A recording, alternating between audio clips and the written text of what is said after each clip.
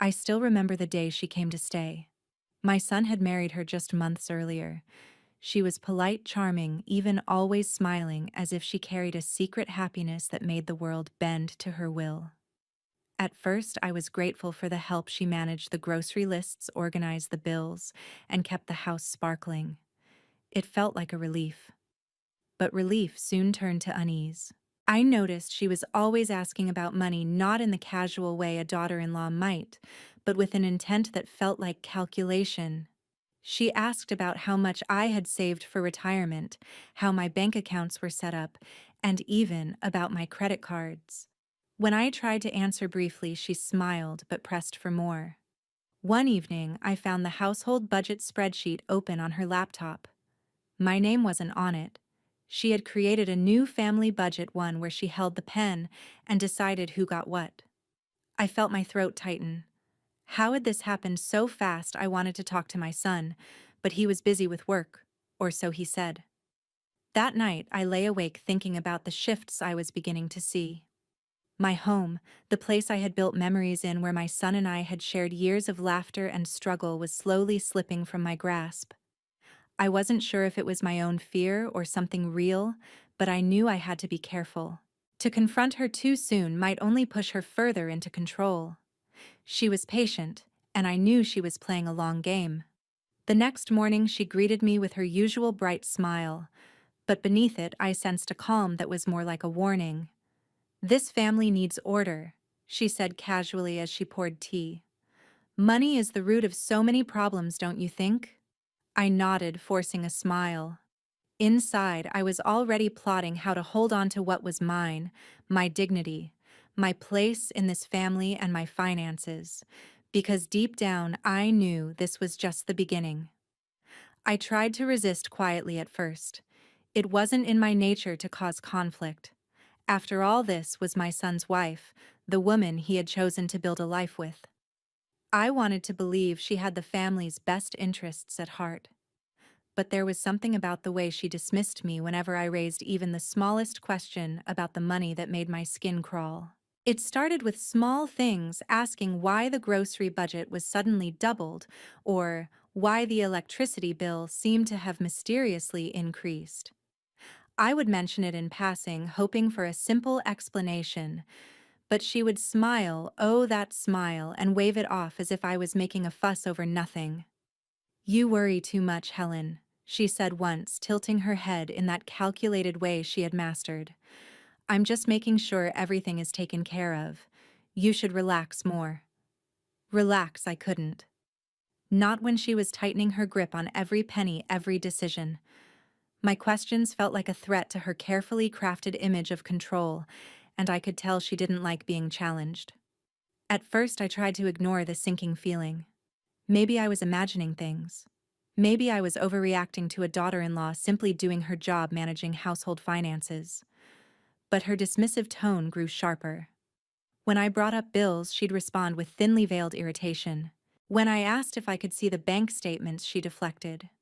One day, I caught her deleting emails from my inbox, emails from my financial advisor, reminders about pension contributions, even notifications from the bank.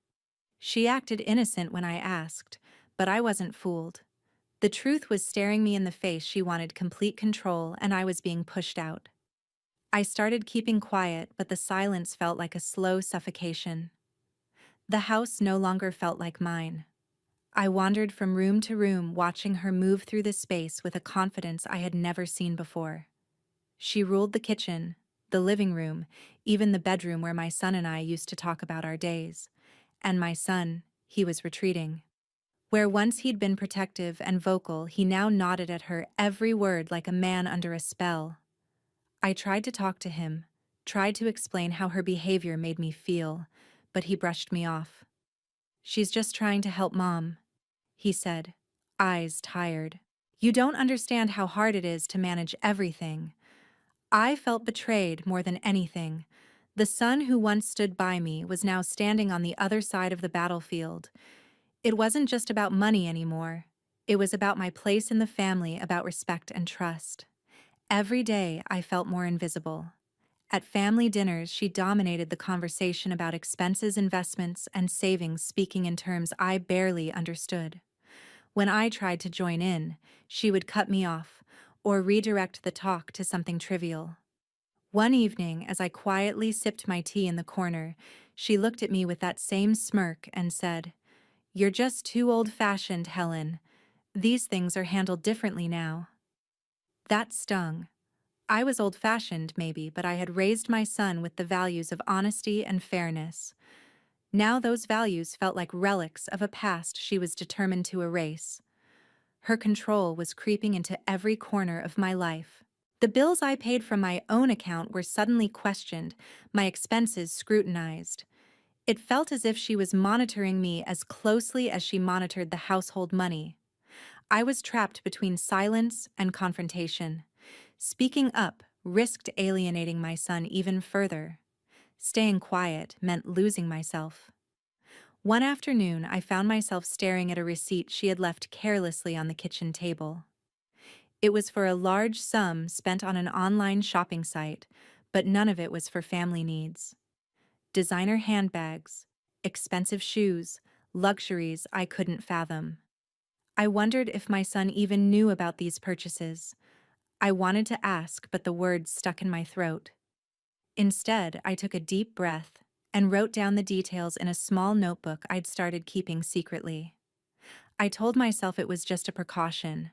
I wasn't sure why yet, but something inside me warned that this was not just about managing money, it was about control and deception. The tension at home was palpable. I could feel it in the stiff smiles at dinner, in the way my daughter-in-law's eyes would flash when she thought I wasn't looking. It was a silent war fought not with words, but with glances and calculated gestures. I tried to find comfort in my volunteer work at the community center, throwing myself into helping others. But even there, the shadow of home followed me. I would catch myself distracted, worrying about what was happening behind closed doors. One day, after a particularly cold exchange over a minor expense, I sat down with my son and said, "Please, I need you to see what's happening. This isn't just about money, it's about our family." His face tightened, and for a moment I thought he might listen, but then he shook his head and said, "You don't understand her. She's just trying to protect us." That was the last time I spoke openly about it. From that day, I resolved to be more careful. I started keeping records of everything: the bills, the purchases, the conversations. I was becoming someone I never thought I would be: suspicious, cautious, a watcher in my own home. But I didn't care. I would protect my family, even if it meant standing alone. I knew the quiet resistance I had started would have to grow louder. The game had changed, and I was no longer a bystander. The changes in the household became impossible to ignore. What once had been warmth and openness was now cold and clipped, almost like we were living in a house full of strangers. My son, the boy who used to run to me with every problem, was now a shadow sitting quietly across the room, caught between his wife and me. It was heartbreaking. I felt as if I was being erased from my own family slowly and deliberately. At first, I tried to convince myself that maybe this was just a phase, a transitional period after the wedding, a time when the new wife naturally took charge. But the more I watched, the clearer it became. This wasn't about responsibility. It was about power. Her control seeped into every corner. She dictated how the bills were paid, how the money was spent, who got what allowance. Even the gifts we gave to the grandchildren were scrutinized by her. I remember one Christmas when I bought a small but meaningful present for my grandson, only to have it quietly returned by her, saying it was not appropriate. The family gatherings grew strained. Conversations around the table felt rehearsed and cautious. My daughter-in-law often made pointed comments about how everyone should contribute financially or how old habits need to change. It wasn't subtle. It was a declaration of dominance dressed up as concern. And then there was my son's silence. When I tried to bring up the tension, he brushed it aside or gave vague excuses about work stress. I could see the guilt flickering behind his eyes, but he didn't or wouldn't say anything. One afternoon, I overheard a conversation that chilled me to the bone. It was late evening. I was in the kitchen cleaning up when I heard my son and daughter-in-law talking quietly in the living room. "I don't want mom involved in the money anymore," she said, voice low but firm. "She's too old-fashioned and it causes unnecessary conflict." My son replied softly, "I know, but it's my mother. She can't control everything. It's not healthy for her or for us." The words hit me like a punch to the stomach. They were talking about me as if I were a problem to be managed, an obstacle to be removed. My heart ached in a way I couldn't explain. From that moment, I felt the isolation deepen. It wasn't just that she controlled the money. She was controlling the narrative, rewriting the story of our family without me. One evening, I decided to confront my son directly.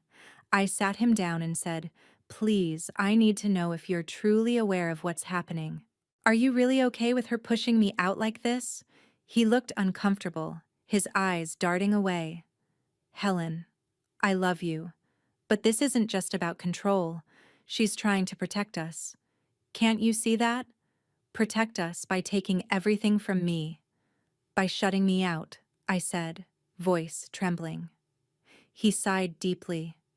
"You're making this harder than it needs to be." The conversation ended with no resolution, only a wall rising between us. I was left feeling like a stranger in my own home. That night, I lay awake, the weight of betrayal pressing down on me. I thought about the years I had dedicated to raising my son, the sacrifices I had made, and the quiet pride I once felt watching him grow. And now that pride was replaced by fear, fear that I was losing him, losing everything. But as painful as it was, I realized something else: I wasn't defeated yet. If anything, this heartbreak fueled a fire inside me. I couldn't let my daughter-in-law's ambitions destroy the family I loved. I had to find a way to hold on, not just to the money, but to the bonds that mattered. Over the next few weeks, I watched closely, noting every detail, every shift in behavior. I started keeping records of conversations, expenses, and strange financial decisions. It was tedious and exhausting, but I knew I had to be vigilant. One afternoon, while looking through the mail she had left unattended, I found a notice from the bank about a new account opened in her name, linked to the household funds. I felt a surge of anger and disbelief. How much control had she already taken without anyone telling me?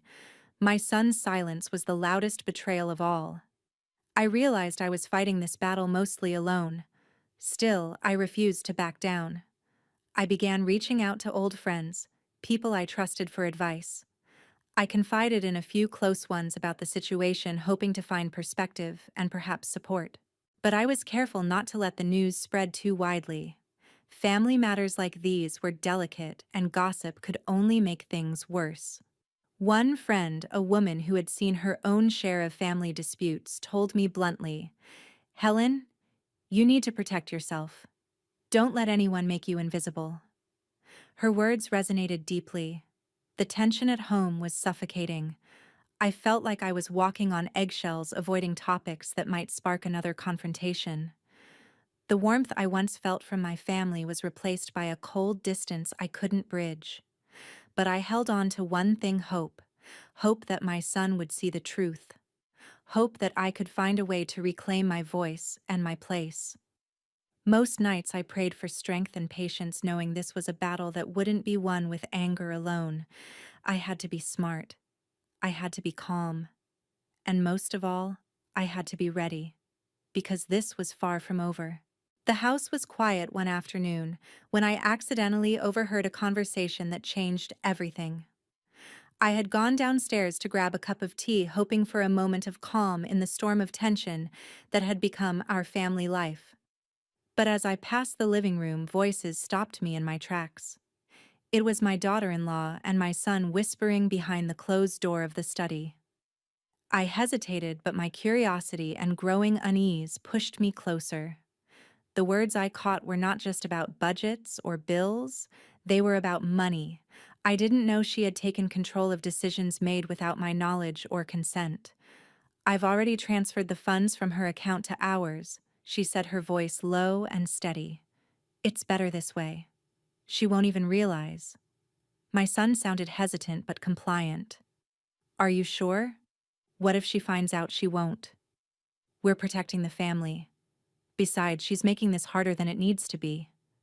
I felt my hands shake. This was no longer subtle manipulation, it was a calculated takeover. They were rewriting the rules of our family, excluding me from every decision that mattered. That night, sleep escaped me. I lay awake staring at the ceiling, replaying the conversation over and over. Betrayal wrapped around my heart like a vice. I realized I could no longer be passive. If I wanted to protect what was mine and preserve the fragile ties left in this family, I had to act. The next morning, I started quietly gathering evidence. Every email, every bank statement, every financial document was examined and copied. I kept a journal, a detailed account of every suspicious transaction and every conversation that hinted at deception. It was exhausting and painful. Each entry was a reminder of the trust that had been broken, but also a tool I needed if I was to fight back. I confided in no one but a close friend from my volunteer work, a woman wise in the ways of family drama and legal battles. She listened patiently as I shared my fears and suspicions. "You're doing the right thing," she told me firmly. "You need proof if you want to confront them and protect yourself." Her words steeled my resolve, but the emotional toll was heavy. I felt like a stranger in my own home, constantly watching, waiting for the next move in this silent war. The laughter and warmth that once filled our rooms were gone, replaced by cold calculation and guarded conversations. I tried once more to reach out to my son, hoping to awaken the bond we once shared. "Please," I said, sitting across from him at the kitchen table, "you have to see what's happening. This isn't just about money, it's about respect and trust. Our family is falling apart." He looked away, conflicted. "Helen, I love you, but this isn't black and white. She's trying to keep us safe from financial ruin." "Safe," I whispered, voice cracking. "Or safe for her." His silence was answer enough. The divide between us deepened. One afternoon, as I sat alone in the garden, the phone rang. It was a woman I barely knew, my son's close friend's partner, who called with a shaky voice. "I don't want to get involved," she said nervously, "but I've seen things. I know she's not who she says she is. You need to be careful." Her words were a spark in the darkness. For the first time, I felt I wasn't completely alone. I thanked her quietly, promising discretion. Her warning gave me hope and a new source of strength. I realized I needed allies, even if hidden, to stand against the tide threatening to sweep me away. Days turned into weeks. The family house felt like a battleground where silence screamed louder than words. Yet amid the turmoil, a plan began to form in my mind. I would gather my evidence, confront my daughter-in-law with facts she couldn't deny, and reclaim my place in this family, not just for me, but for the sake of truth. This wasn't just about money anymore. It was about fighting for my identity, my dignity, and the family I refused to lose. Her demands grew louder, more insistent, and impossible to ignore. What had started as subtle, almost innocent attempts to oversee the household budget soon morphed into a relentless campaign to control every penny I owned. It wasn't just about the grocery money anymore. No, she had her eyes set on my savings, my retirement funds, everything I had painstakingly accumulated over the years. She wrapped her intentions in honeyed words about family unity, shared responsibility, and looking out for each other. But beneath that sugary veneer lay a far more sinister motive: complete domination. It happened one chilly autumn afternoon. I had just finished dusting the living room when she called me into the kitchen. Her expression was calm, poised, the picture of congeniality. But her eyes betrayed a quiet determination, a hint of steel that made my heart beat unevenly. "Helen," she began, sitting gracefully at the kitchen table, "we need to talk about the finances." I felt a surge of unease. The way she said it made it clear she wasn't seeking a discussion. It was an announcement. I've been thinking a lot about how we manage money in this household, she continued smoothly. And honestly, it's time we make some changes. I forced a polite smile, bracing myself. What kind of changes? I asked. She leaned forward, resting her elbows on the table. I believe it's best if you allow me access to your accounts. It's really for everyone's benefit. Managing all the money collectively will make things simpler, more transparent. We can avoid confusion and unnecessary conflict. I blinked, caught off guard. My accounts, I echoed. You mean my personal savings and retirement? She nodded as if it were the most natural thing in the world. Exactly. We're family, Helen. Our money should be shared. I shook my head firmly, trying to keep my voice steady despite the turmoil roiling inside me. I'm sorry, but that's not something I'm comfortable with. My finances have always been separate, and they will remain so. Her smile tightened, no longer warm, but edged with impatience. You're making this harder than it needs to be, she said softly, but with an unmistakable edge. It's not just about you. It's about the family's future. I clenched my hands in my lap, swallowing the lump forming in my throat. It was no longer a request. This was a demand dressed in the language of love and protection. Over the next several days, the atmosphere at home grew heavier. She began to speak differently about me, particularly to my son. I heard her subtly undermine me with phrases like, Helen just doesn't understand how things work anymore, or she's stuck in old ways that don't fit today's world. Each phrase was a deliberate blow carefully calculated to erode my son's loyalty and paint me as an obstacle to progress. The emotional manipulation was relentless and exhausting. She wielded guilt like a weapon, making it clear that loyalty to her was loyalty to the family and anything else was selfishness. One evening after dinner, I found myself alone with my son in the kitchen. The house was quiet except for the soft ticking of the clock. I took a deep breath and asked quietly, "Why are you letting her push me out like this?" His face fell, shadows of doubt and pain flickering across his features. "Helen," he said, voice low, "it's complicated. She's trying to protect us. I don't want to fight her." "But this isn't protection," I said, voice trembling. "It's control." He looked away, unable to meet my eyes. Maybe I'm wrong, but I can't lose her. That moment tore me apart.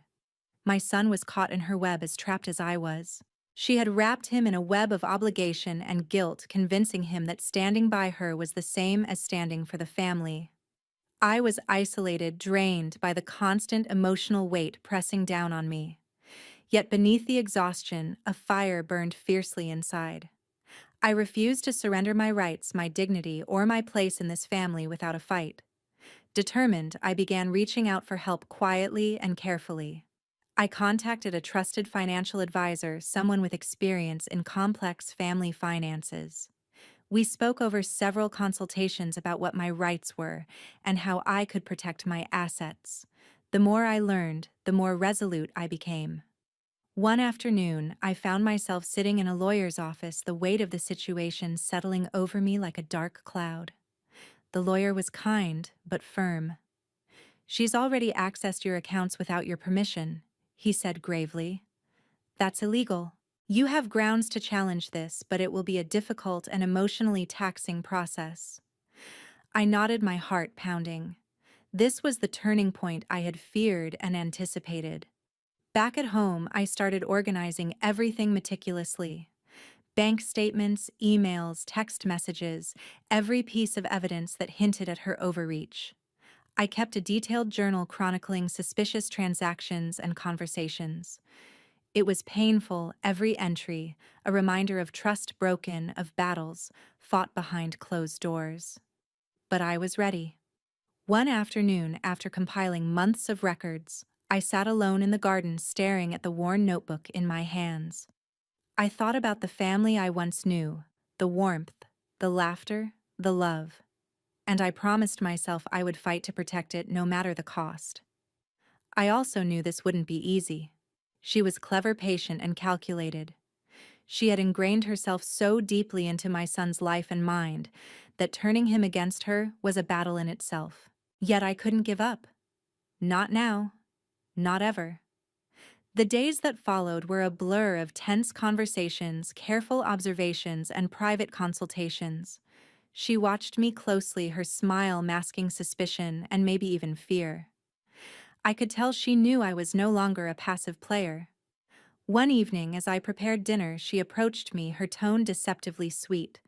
"Why don't you let go, Helen? It'll be easier for all of us." I met her gaze steadily. "Because some things are worth fighting for."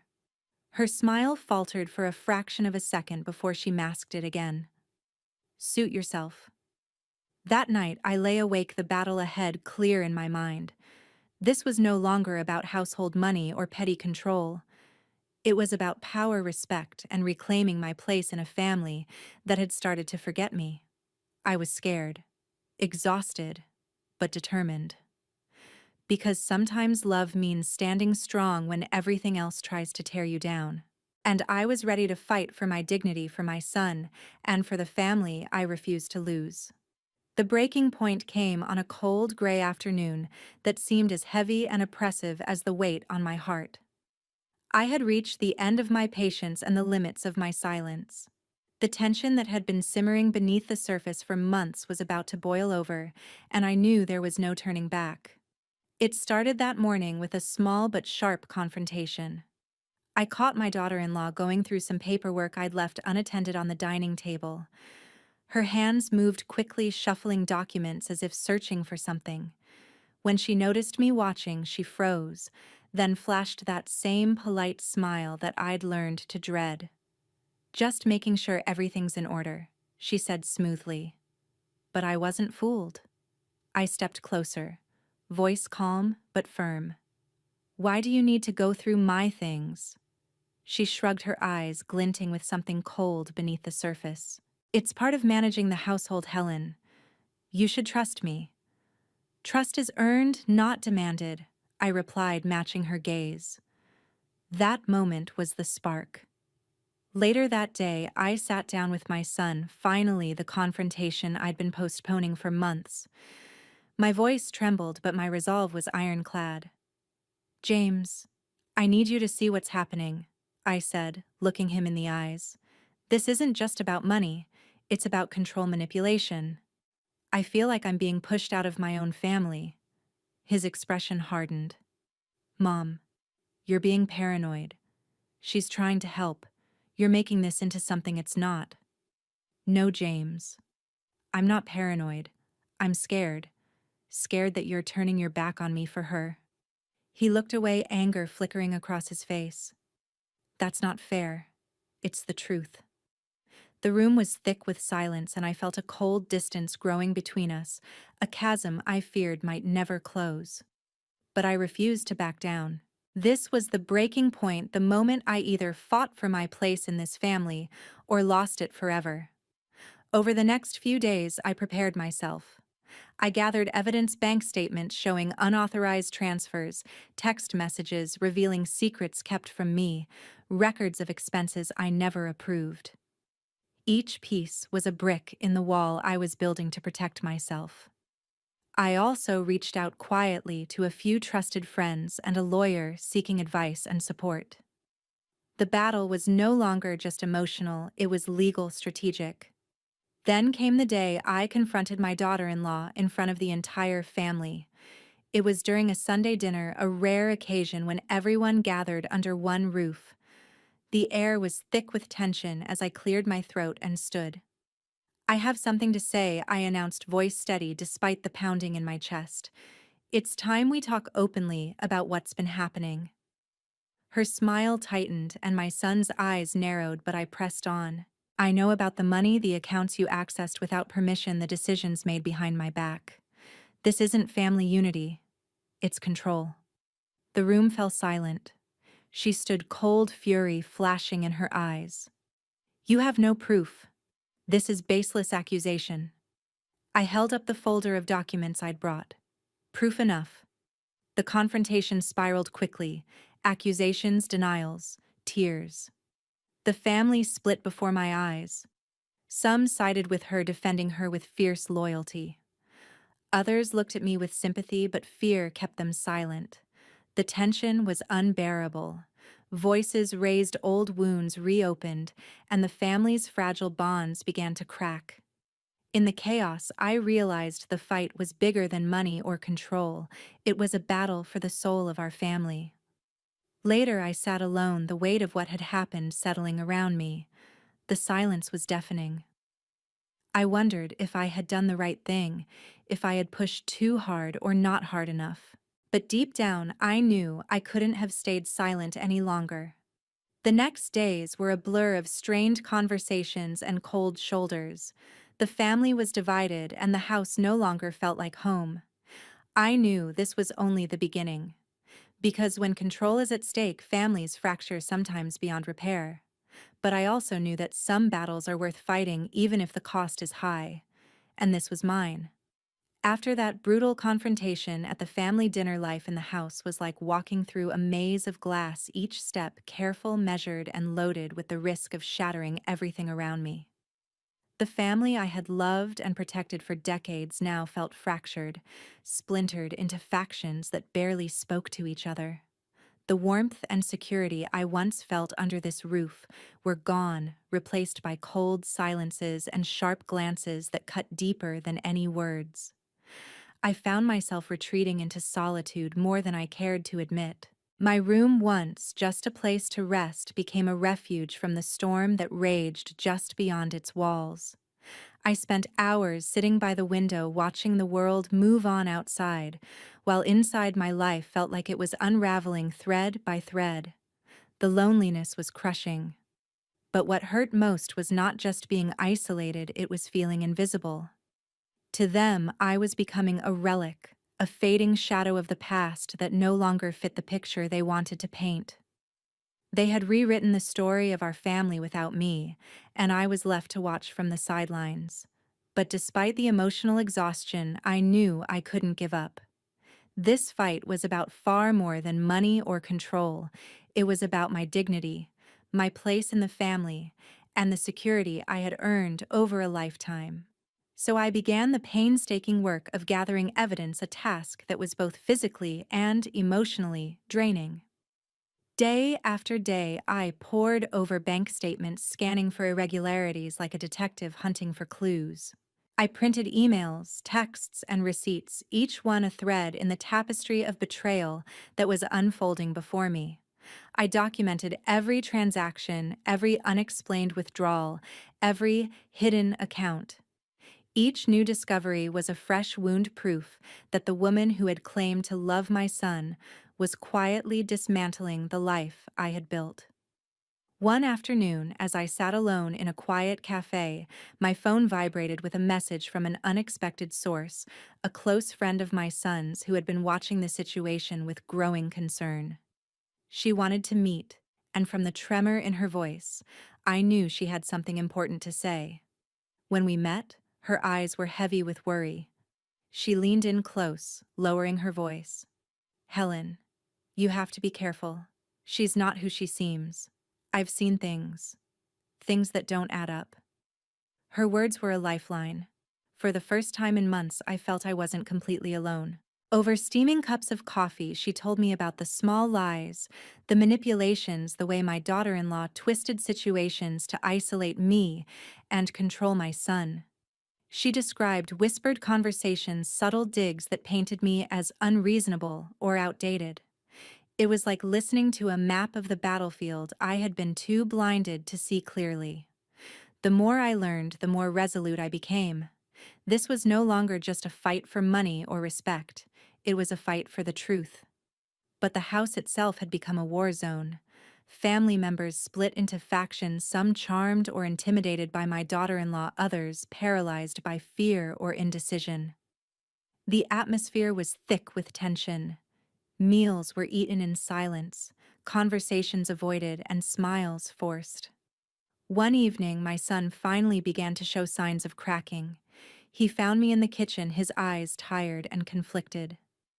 "Mom," he said quietly, I'm starting to see things differently. Maybe I was wrong to trust her completely. Tears welled in my eyes. After so long feeling isolated, hearing my son acknowledge the doubt was like a fragile ray of light piercing through the darkness. We began to talk, really talk for the first time in months. I shared everything I had uncovered: the unauthorized transfers, the secret accounts, the emotional manipulation. His expression shifted between disbelief, sorrow, and regret. It's hard to accept, he admitted. I wanted to believe in her and us, but maybe I was blinded. Rebuilding trust would take time, I knew. Healing the wounds that had been inflicted was like piecing together a shattered vase. No matter how carefully you tried, cracks remained. Meanwhile, I took practical steps to protect myself. With my lawyer's help, I changed passwords, froze suspicious accounts, and prepared for legal battles if necessary. Each precaution felt like a small victory in a war that was far from over. This fight was no longer just about money. It was about reclaiming my identity, my voice, and my rightful place in a family that had started to forget me. Every day was a struggle against fear, loneliness, and betrayal, but I refused to let it break me. Because some battles, especially those fought for love, truth, and justice, are worth every scar. The weeks following that explosive family confrontation passed in a blur of quiet despair and steely determination. The home that once thrummed with warmth and familiar comfort had turned into a cage of silent tension and fractured relationships. Every room seemed to echo with the absence of the harmony we once took for granted. What remained was a fragile and brittle structure held together by the faintest threads of loyalty and love that were stretched thinner with each passing day. I found myself retreating further into isolation, seeking refuge in the small sanctuary of my bedroom. Here, away from the eyes that no longer truly saw me, I would sit for hours clutching a cup of tea, poring over documents that revealed a painful truth. Bank statements, credit card bills, transaction histories. These pages, once just routine paperwork, had become my evidence and my burden. Each number, each transfer I uncovered was a fresh wound. Unauthorized withdrawals that drained funds I had saved painstakingly for my retirement. Mysterious purchases of designer handbags and extravagant dinners at places I had never been invited to. Hidden accounts opened in my name without my consent, each one a deliberate step in the theft of my security and my dignity. The emotional toll was staggering. It was like reliving every betrayal, every whispered lie over and over. The ache of betrayal was compounded by the fact that the woman orchestrating this had come into our family under the guise of love and partnership. She had fooled us all except me, or so I hoped. Yet, despite the exhaustion and the heartbreak, I was resolute. I would not be erased. I would not let her win. It was during this dark time that an unexpected lifeline appeared, a quiet ally who had been watching from the sidelines. A close friend of my son's, someone I had barely spoken to before, reached out in hushed tones. We met in a small cafe tucked away from the prying eyes of family and neighbors. The rain tapped gently against the window as she lowered her voice, fear and sympathy warring in her eyes. "Helen," she began cautiously, "I've seen how she's been manipulating more than just the money. She's spinning stories, twisting the truth to make you look unstable, unreasonable. It's all part of her plan to isolate you." Her words hit me like a cold splash of water, terrifying and yet liberating. Finally, someone else saw the truth. Someone else understood the depth of the deception. Over the course of several meetings, she revealed the extent of the web my daughter-in-law had woven. Lies whispered to my son in private moments, attempts to turn friends and family against me, even subtle gaslighting designed to make me doubt my own perceptions. She had not only taken control of our finances, she was attempting to rewrite the entire narrative of our family's history, painting me as the villain in her carefully staged drama. Armed with this knowledge, my resolve only strengthened. I was no longer fighting in the dark. I began reaching out quietly to other family members, those caught in the middle or unsure where their loyalties lay.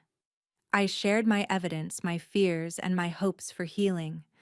Some responded with sympathy but fear. Others stayed silent, unwilling to risk the family fractures deepening. But cracks were beginning to form in the facade she had constructed. One evening, when the house was quiet and the tension momentarily softened, my son approached me. His eyes were clouded with fatigue and regret, a far cry from the confident young man I had once known. "Mom," he said softly, "I want to understand. I want to help." Tears pricked at my eyes. After months of feeling invisible and unheard, hearing his words was like a fragile ray of light piercing the thick fog of despair. We began talking, really talking for the first time in months. I laid bare everything: the unauthorized transfers, the secret accounts, the lies and emotional manipulation that had poisoned our family. His face betrayed shock, sorrow, and guilt in equal measure. "It's hard to accept," he admitted, voice thick with emotion. "I wanted to believe in her, in us. But maybe I was blinded." Rebuilding trust was daunting. Like piecing together a shattered vase, the cracks remained visible no matter how carefully we tried to repair it. But every conversation was a step toward healing. Together, we made plans. With the advice of my lawyer, I secured my finances, changing passwords, freezing accounts, preparing for legal battles if necessary.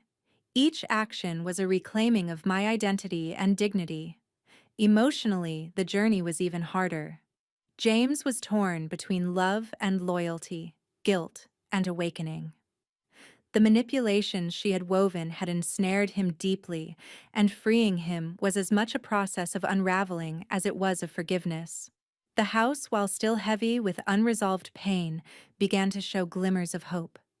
Small moments of genuine connection broke through the shadows: a shared meal without argument, a quiet conversation late in the evening, a tentative smile that spoke of better things to come.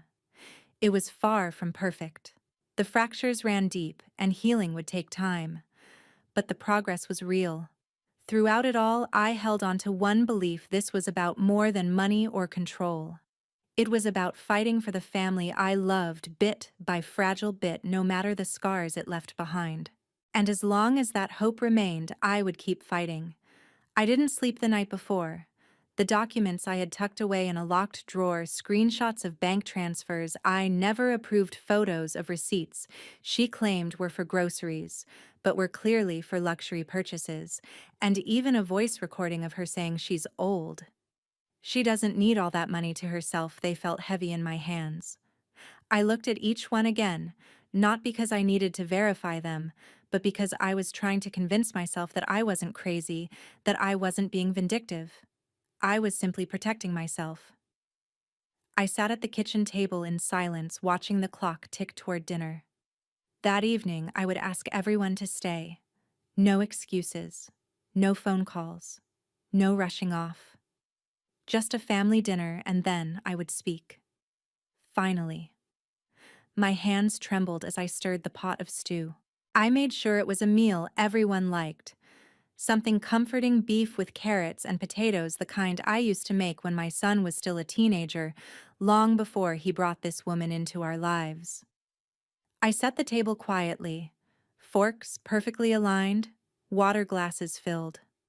The weight of what was coming made everything feel surreal. They trickled in slowly. My son Cole walked in first, his shoulders tense. He had been distant ever since I pleaded with him in tears to listen to me, to really see what his wife was doing. He still hadn't forgiven me for what he called planting poison between him and his wife. She followed behind him. Talia, my daughter-in-law, hair pulled back tight as always, nails painted a subtle but expensive nude. She didn't help set the table. She never did. Just smiled, that thin mechanical smile, and sat down across from me, placing her phone face down beside her plate. Dinner started quietly. Too quietly.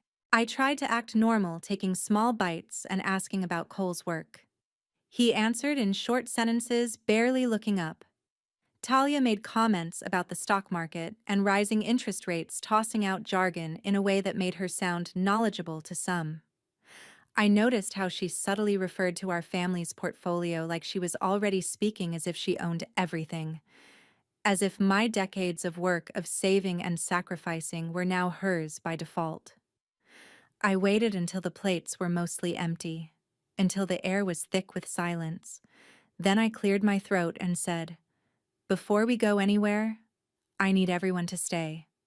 There's something I have to say." Talia's smile stiffened. Cole looked confused. My niece April, who had been living with us while recovering from a surgery, nodded supportively. She had witnessed enough over the past few months to start seeing what I'd been seeing. And then there was my sister-in-law Nora, who had recently moved nearby and had joined us for the meal.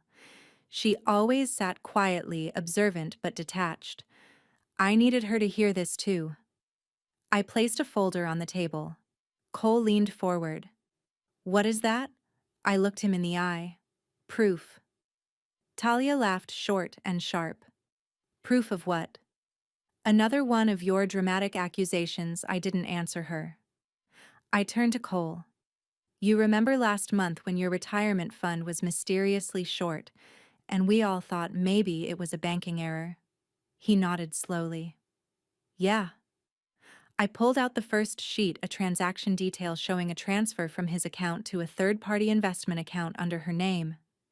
"That wasn't a bank error," I said. "It was her."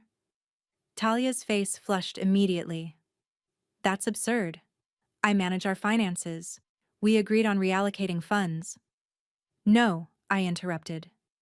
"You told him after the fact, and not the full truth." I laid out another sheet, screenshots from a chat with one of her friends which I had received anonymously. In the messages, Talia bragged about finally getting her claws into the whole house's finances and joked about tightening the noose on the old lady.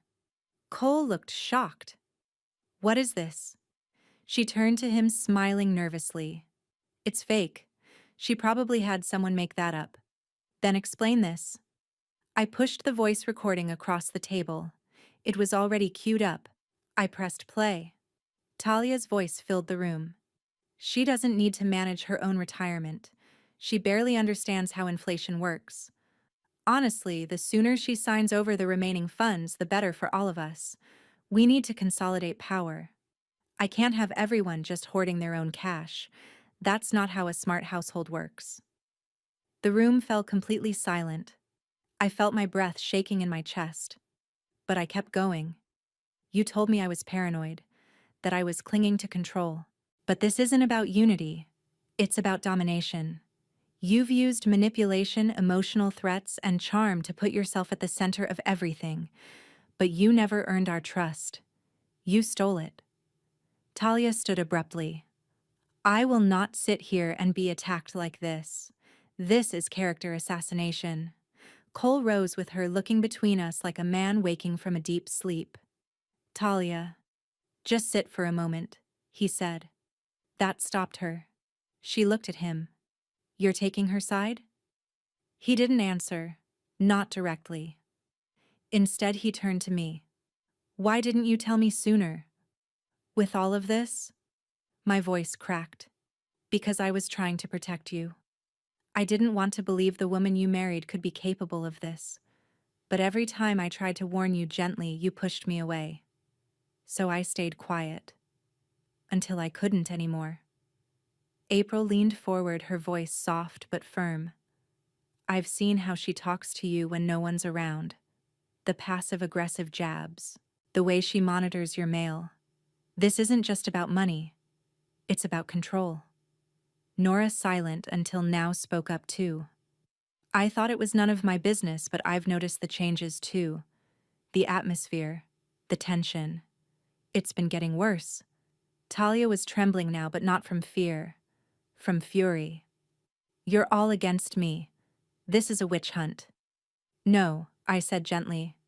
"It's an intervention." She turned to Cole again. "So what now, you don't trust me?" After everything we've built, Cole's face was unreadable. "I'm trying to understand what's real, Talia. Because right now this evidence doesn't lie." She scoffed. So now we're judging each other based on recordings and gossip. Fine, I'll leave, and let's see how well this household runs without me. She stormed out of the room, grabbing her phone as she passed. The sound of the front door slamming echoed through the house like a thunderclap. We sat in silence for a long time. I stared down at the table where the evidence still lay quiet now, but powerful. Cole didn't speak. Not for several minutes. Finally, he sat back down, his head in his hands. I don't know what to say, he whispered.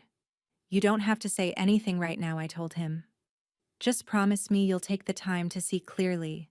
You've been under her spell. But now the fog is lifting. April reached over and put her hand on mine. You were brave, Aunt Miriam. I swallowed hard. No, I was just tired of being afraid. That night the house felt wounded. Not broken, but deeply wounded. There had been no screaming match, no physical violence, but emotional betrayal, the kind that festers in silence, had finally been dragged out into the light. I didn't feel victorious. I felt raw.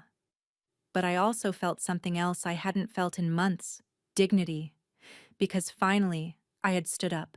The day after the confrontation, the house didn't just feel quiet, it felt unstable, like the walls themselves were holding their breath. I sat at the kitchen table with my morning tea, staring at the untouched newspaper in front of me. The headlines blurred. My hands still trembled slightly. Sleep had come in small, restless waves. Every time I closed my eyes, I heard Talia's voice, sharp, indignant, filled with fury. You're all against me. She'd said it like a curse. And maybe it was one, because now the curse was spreading. Cole hadn't spoken to me since that night. After she stormed out, he stayed in the living room for hours, staring blankly at the wall. Then he disappeared upstairs and never came down for breakfast. It reminded me of when he was a boy, when something hard happened at school, and he'd shut himself away in his room until the world made sense again. Only now, he wasn't a boy. He was a man, and this was his marriage. God knows you've never liked her. She said you've been waiting for a moment like this. I wanted to scream. Instead, I took a slow breath. I didn't want any of this. I've been trying to protect what I've worked for. Talia's been managing the family's money like a queen on a throne, and not in anyone's interest but her own. Lorraine threw her hands up. You're not the only one who understands finances, Miriam. Young people think differently about money. That doesn't mean she's out to rob you. She transferred Cole's retirement funds behind his back. She's tried to access mine. What would you call that? Her mouth opened and then closed again. Believe what you want, I added. But I'm done pretending everything is fine just to keep the peace. She stood in silence for a moment, then shook her head, muttered, "This family is a mess," and walked out. I didn't stop her. By the next day, the ripple effect was unavoidable. Cole's younger cousin Michael, someone I'd helped raise when his parents split, sent me a long, careful text that started with, "I love you, but maybe I had gone too far. But maybe I should have waited for a private moment. But wasn't there a gentler way?" Each sentence was polite, measured, and each one felt like a little blade. Talia, it seemed, had wasted no time spinning her version of the story. She framed it as an elderly woman losing her grip on reality. She even hinted I later learned that I was suffering from paranoia, that I had misinterpreted things, that I was lonely, controlling, possibly even senile. The insult wasn't direct. It didn't have to be. The damage was already done. Even Nora, who had spoken up that night, grew quieter in the days that followed. She wasn't cold, just careful, as if afraid that showing too much support for me would paint her as biased. I understood. No one likes to be pulled into someone else's war, especially when that war is inside a family. But I also noticed something else. Cole started coming to the dinner table again. Not every night, and not always for long, but when he did, he watched me differently. He didn't talk much, but when I moved around the kitchen, I could feel his eyes following me, Not with suspicion this time, but with confusion, with hesitation. Once I caught him lingering near the drawer where I kept the folder of evidence. I said nothing. I wanted him to come to it on his own. But silence was not the only thing we were navigating now. Talia was still in the house. Though she didn't eat with us, I saw her car parked outside in the evenings. I heard her voice in the guest bedroom, the one she had apparently moved into temporarily, talking on the phone. Sometimes she cried loudly, and I couldn't tell whether it was sincere or strategic. Then 3 days after the confrontation, she reappeared at breakfast. She entered the kitchen dressed impeccably in pale blue, her eyes puffy but chin high. She poured herself coffee and sat across from me without a word. Cole entered moments later. The air tensed. She looked at him. "I want to speak to both of you." I braced myself. "I've been thinking," she began, "about everything that was said, and about how things escalated." I didn't respond. Cole nodded slowly. "I never meant to make you feel excluded." She continued, looking directly at me. "I thought I was helping. I thought, maybe wrongly, that I had to step up and manage things before they spiraled. But maybe I stepped too far."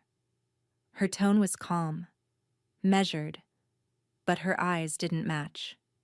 There was no warmth, just calculation. "I'm willing to make changes," she added, "but I need to feel respected too, and not ambushed." Cole glanced at me, waiting. So I answered, "Respect is earned. You tried to take control of everything without involving the people it affects. That's not leadership. That's tyranny." Her mouth twitched. "That's dramatic." "Is it?" I said, leaning forward. "You lied. You hid things. You manipulated. And when called out, you played victim. So no, I don't feel the need to sugarcoat anything." She looked at Cole. "I'm trying to repair this. Then start with the truth." He said, his voice flat. "All of it." Her eyes widened slightly, and I knew in that moment something had shifted. He was no longer just protecting her. He was watching her. And she knew it. That afternoon, she left the house. Said she needed time to clear her head. She didn't say when she'd return. Cole didn't stop her. But the damage had already been done. The fracture in the family ran deep now. People were choosing sides even if they didn't say it aloud. Holidays suddenly seemed uncertain. Invitations were being pulled back, or worded more cautiously. Cousins who once called every week now sent one-word texts. "Hey, thinking of you. Hope you're okay." Everyone was waiting to see how the dust would settle and who would still be standing in the end. And me, I was tired. Tired of defending what should have been protected by love. Tired of watching my family behave like strangers. But I wasn't broken. No. If anything, I had never been more certain of my voice, of my right to set boundaries, of the danger of staying silent in the face of manipulation. This wasn't just about money anymore.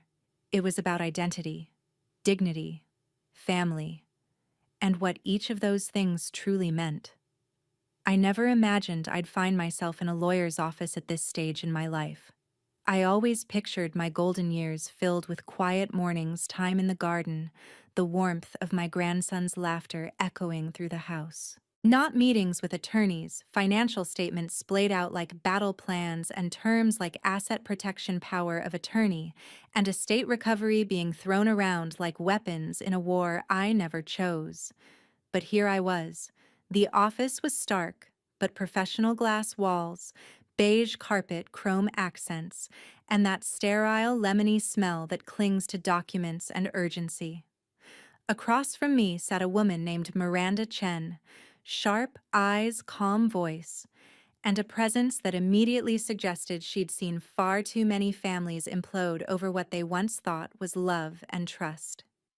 She offered me tea, which I politely declined, and then began. "Mrs. Harrington," she said, folding her hands over a yellow legal pad, "before we begin, I want you to understand something. You are not overreacting. I see cases like this more often than you might believe. Financial abuse, especially within families, often hides behind civility guilt and obligations. I nodded slowly. Her words sank into me with the weight of truth. I wasn't overreacting. I was just late to act. We spent the first hour going over everything. I handed her the folder of evidence I had compiled: the transactions, the voice recordings, the written notes I kept of conversations where Talia had pressed me to sign over access to my savings. Miranda reviewed them methodically, highlighting lines, making quick notes in shorthand. "How much of your finances are still in your sole control?" she asked. "Most of it," I said. She tried to get access. I refused. "But she's been manipulating my son, and it wouldn't surprise me if she finds another way in." Miranda nodded. "That's the right instinct. First, we'll need to secure your assets. Legally. That means updating your will, establishing a trust if needed, and more importantly, assigning someone you trust as your financial power of attorney. Someone who's not vulnerable to manipulation." I stared at her. I thought that was what family was for. Her smile was sympathetic. "Family is often where the worst betrayals begin." She was right. I'd been raised to believe family meant protection, meant loyalty. But now I understood those things must be earned, not assumed. Miranda continued. "Given the amount you've saved and the property in your name, I'd strongly recommend we place your home and accounts under a revocable trust controlled by you and you alone, but structured to make it legally difficult for anyone else to act without your consent." She explained further, but I could feel my mind floating somewhere just behind the conversation. I nodded. I took notes. But emotionally, I was somewhere else in the kitchen, watching Cole as a boy stacking his toy soldiers in perfect rows on the table. Back when he looked at me like I could fix anything. Back when there were no lawyers, no secrets, no power struggles. When the meeting ended, Miranda handed me a folder and said, "Take a day. Think it over. But please don't wait too long. Time is something financial predators count on." I walked out with that folder clutched tight against my chest, feeling more like armor than paper. Outside, the afternoon sun made everything look too bright, too exposed. I sat in my car staring at the wheel, and for the first time in weeks, I cried. But not just from pain, from clarity. I wasn't powerless. Not anymore. When I returned home, the air felt thick again, like something had shifted in my absence. Cole's car was parked outside. April met me at the door, her face serious. "They're upstairs," she whispered. "They." Talia came back. My jaw clenched. I stepped inside slowly. I didn't go up right away. I needed a moment to breathe, to gather myself, to stop the trembling in my fingers. I sat in the living room where so much had already unraveled. I imagined what they were saying upstairs. Was she still spinning her story? Was Cole still caught in the middle, trying to love two women who were quietly at war? Then footsteps. Talia descended first. She paused when she saw me. Her lips parted, slightly surprised. Not fearful, not apologetic. Just calculating. "You're back," she said. I didn't answer. I watched her. She gave a thin smile. "For what it's worth, I'm glad you're seeking legal advice. That way we can all avoid misunderstandings." That word, misunderstandings, felt like acid. She walked past me, clutching her purse tightly. But as she passed, she said almost inaudibly, "You can't control everything, Miriam." I said nothing. I didn't have to. Because now finally I was. Cole came down a few minutes later. His eyes were red. "She says you're trying to cut her off from the family," he murmured, sitting beside me. "That you're out for revenge." I looked at him. "Do you believe that he didn't answer right away?" Then quietly he said, "No, not entirely. But she's scared. She says she's trying to protect what we've built." "What you've built?" I asked. "Or what she's taken over?" His head dropped into his hands. "I don't know what to believe anymore." "Then believe this," I said gently. "I went to a lawyer today. I'm protecting myself, Cole. I'm not waiting to be taken advantage of again. And I truly hope you don't end up regretting the trust you've placed in her." He looked up at me, tears brimming. "You think I already should?" I didn't answer. That was for him to decide. The days that followed were filled with quiet preparations. Miranda and I began drafting legal protections. I updated my will. I rewrote the ownership documents of the house, placing it into the newly formed Harrington Family Trust, one that named no successor without my written consent. I added April as a medical and financial power of attorney with her cautious blessing. Each document I signed felt like a stitch sewing up a wound that had been bleeding for far too long. And the more I sewed, the more I noticed something else. Talia began pulling away. She stopped joining family meals. She no longer hovered in the kitchen with her subtle commentary. She was often out sometimes, all day. I heard Cole ask her once, "Where were you?" and her answer was curt. "Out." The balance of power had shifted. She could feel it. One evening, Cole came to me again. He sat on the porch, hands in his lap, voice quiet. "She told me yesterday that if I couldn't trust her anymore, maybe we should separate." My heart clenched.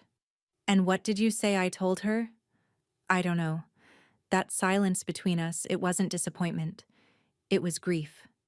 He wasn't just losing a partner. He was losing the illusion of what he thought love was. And in some ways, so was I. 2 weeks later, a thick envelope arrived by certified mail. It was from Talia's lawyer. Inside, a formal notice requesting financial transparency of all shared family assets, along with a veiled threat of potential legal action if I refused to disclose withholding behaviors. I laughed, a short, bitter laugh that came from somewhere deep. She was escalating, but now I had my own lawyer, my own plan, my own wall of protection. I called Miranda. She reviewed the letter and calmly said, "This is a scare tactic. We'll respond with a statement of non-applicability. She has no legal claim to your private estate unless you've formally merged finances, which from what you've told me you haven't." I felt my shoulders drop for the first time in weeks. I wasn't alone. I wasn't vulnerable. Not anymore. Still, I didn't feel triumphant. Because even as I defended myself, something else was becoming clear. This would change our family forever. No matter what happened next, whether Talia stayed, whether Cole saw the full picture, the innocence was gone. The safety of unconditional family trust had been burned. But maybe, just maybe, something stronger could be rebuilt in its place. Not blind loyalty, but earned respect, boundaries, and truth. It wasn't a single moment that changed everything, no loud argument, no dramatic revelation. It was small things. The way Cole paused now when Talia spoke. The way he started asking questions instead of nodding silently. The way he quietly began reviewing their joint finances in the evenings, not trusting her explanations anymore, not handing over control so easily. And then one night, I found him in the living room holding a manila folder. My folder. The one with everything I had documented, the transactions, the screenshots, the printouts, the voice recordings. I had left it in the drawer untouched for weeks now, but clearly something had driven him to open it again. He looked up when he saw me.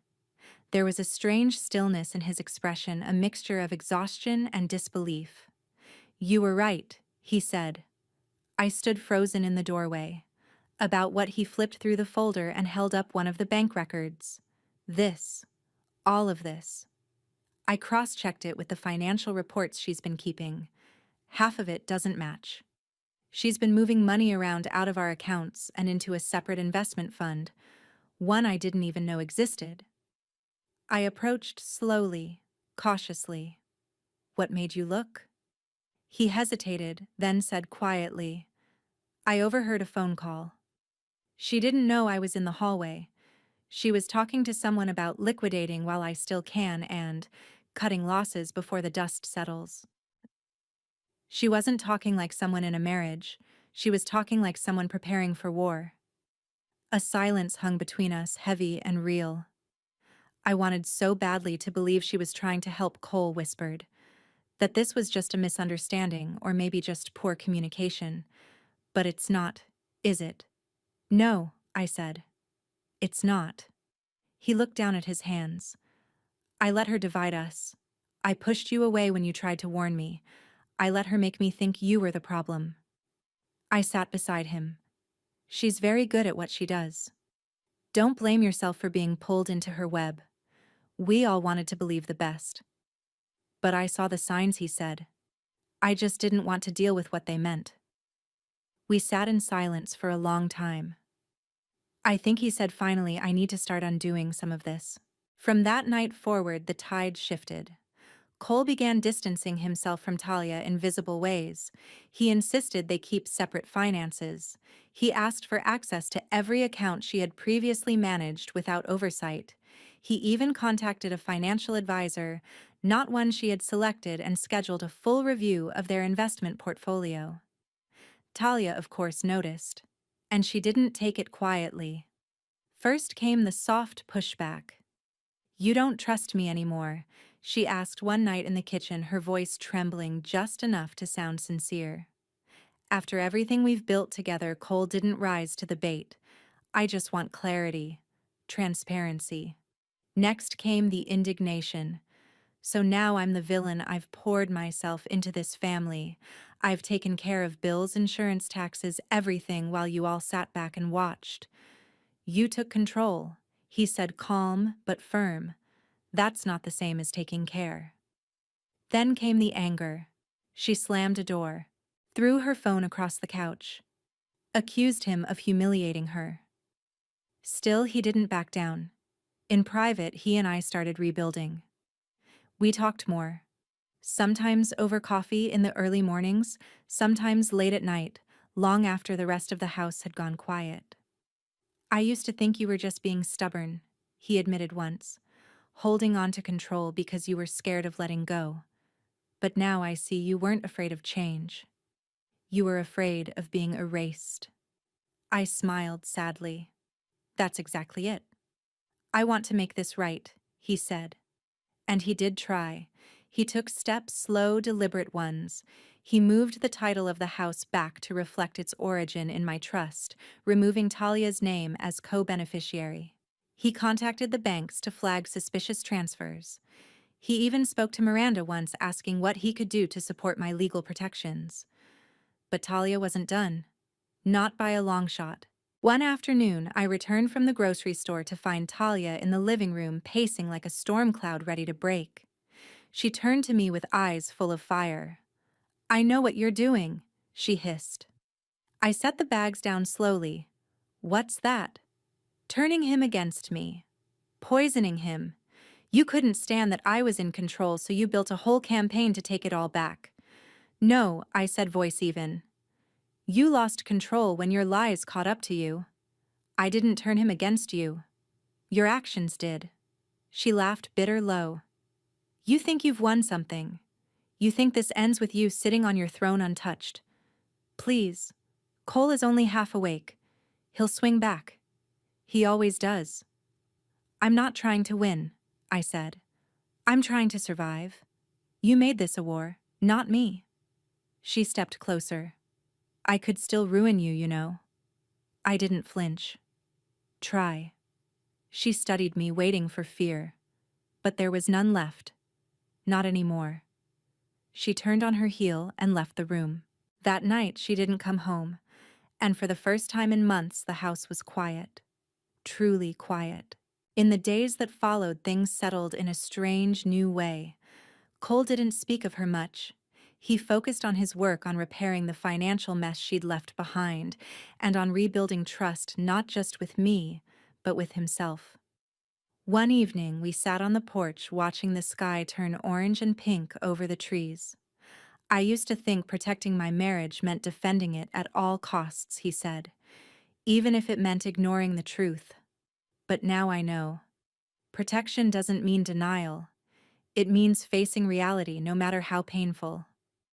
I nodded. Love doesn't mean closing your eyes. It means choosing to see and still acting with integrity. He turned to me.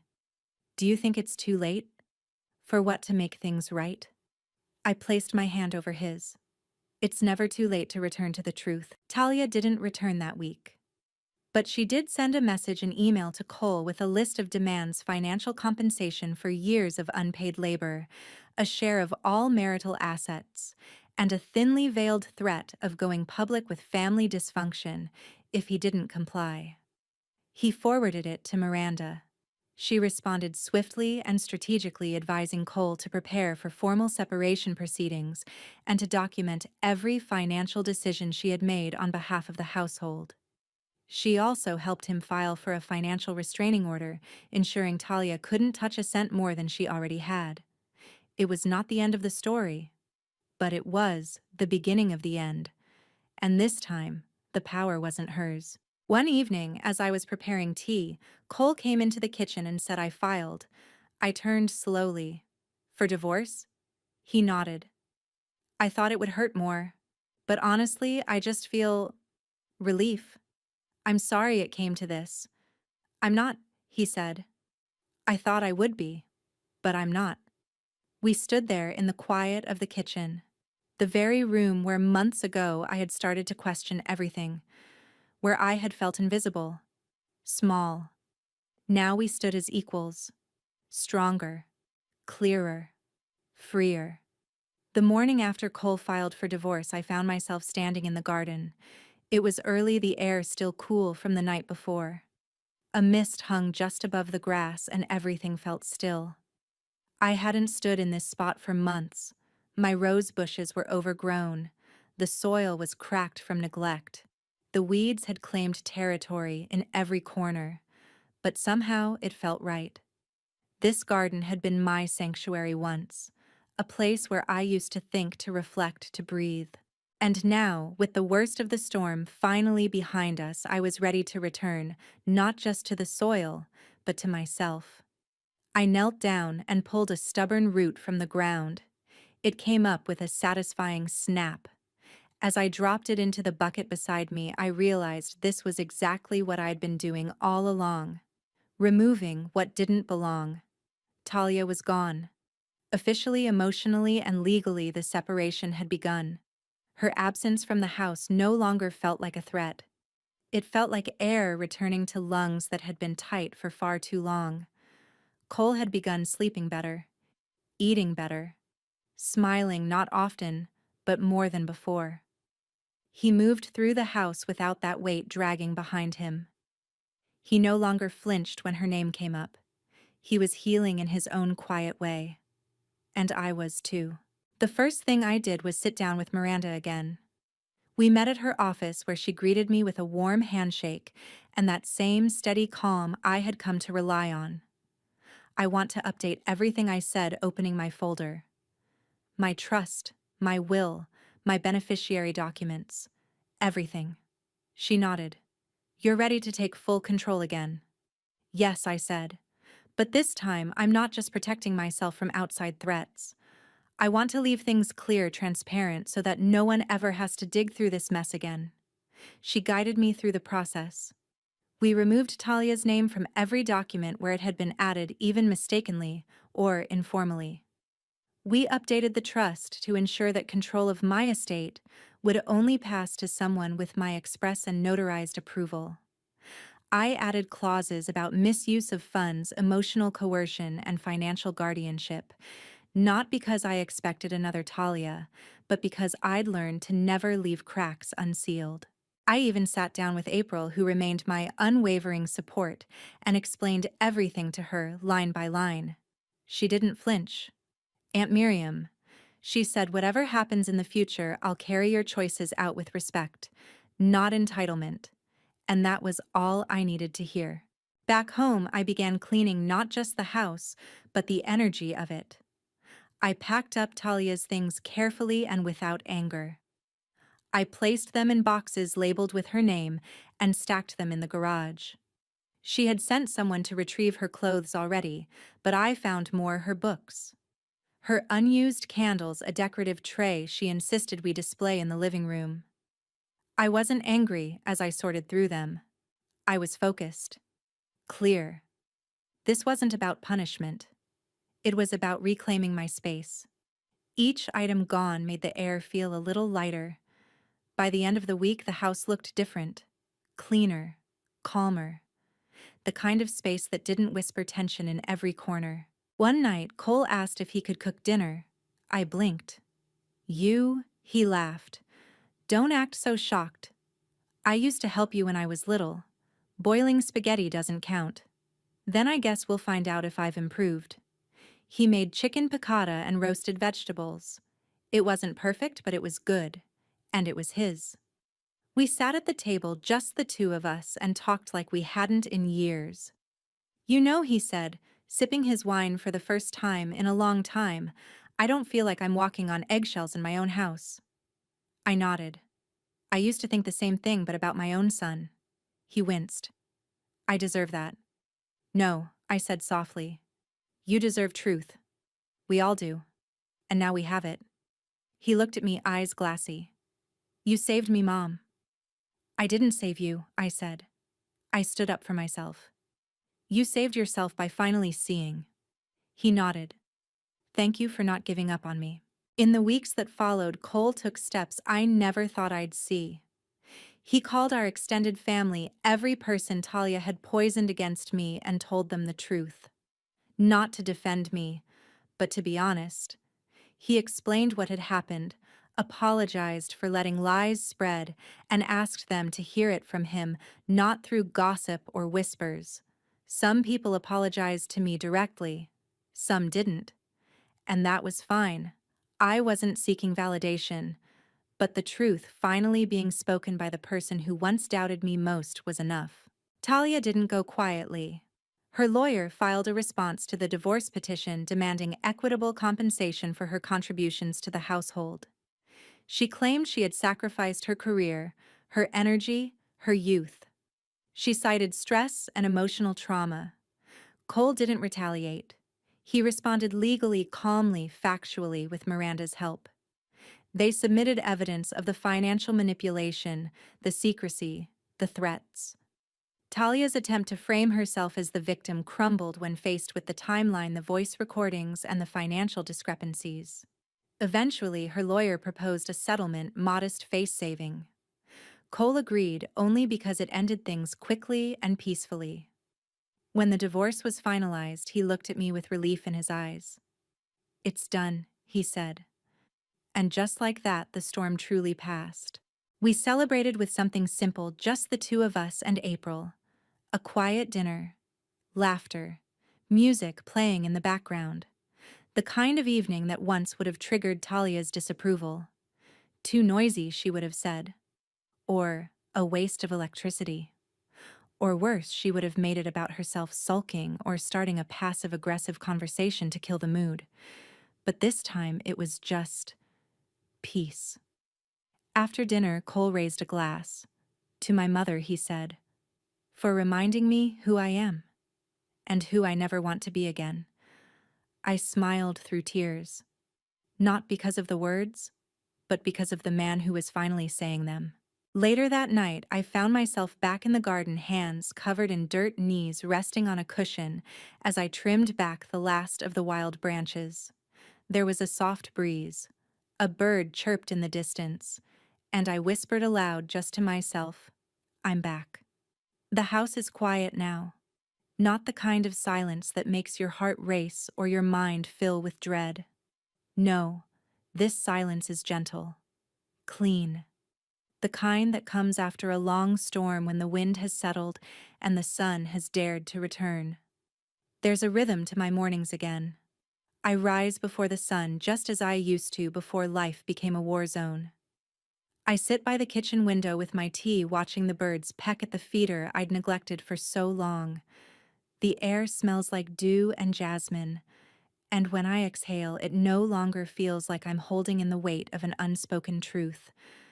I'm not afraid anymore, not of being misunderstood, not of being called controlling or bitter or paranoid. Because I've lived through something I never thought I would, my own child being used against me, and I came out the other side, not weaker, but wiser. Cole is doing well. He still lives here for now. We've talked about boundaries, about healing, about how long he should stay, and how he'll begin again when he's ready. But there's no rush. This house, once a battleground, is now a space of restoration for both of us. He cooks more often. He reads. He started going on long walks in the evenings. Sometimes when I watch him from the window, I see the boy I raised again, head tilted toward the trees, hands in his pockets, lost in thought, but not weighed down. He told me the other day, it's strange how you can live with someone sleep beside them and still not really see them. I knew he wasn't talking about me. He meant Talia. And the more distance he has from her, the more his eyes adjust to the damage she left behind. Not just in his bank accounts, but in his sense of self. And in the way he now values trust not as a luxury, but a necessity. April is still with us too. She decided to delay moving out indefinitely.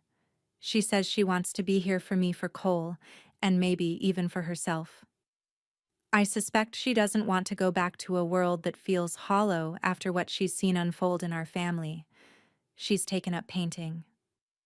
The guest room has become her studio, bright canvases propped against every wall, sunlight streaming in as if even the house knows we're rebuilding something beautiful again.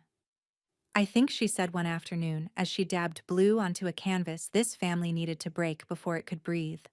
And I agree. There's a scar, of course. I won't lie and say I've come out of this untouched.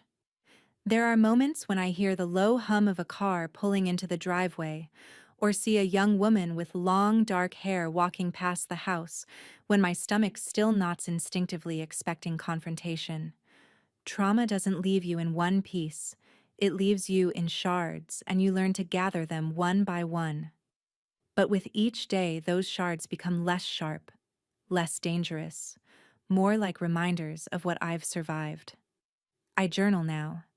Every evening I write down what I saw, what I felt, what I want to remember, because memory can be a slippery thing, and I don't want to forget this chapter.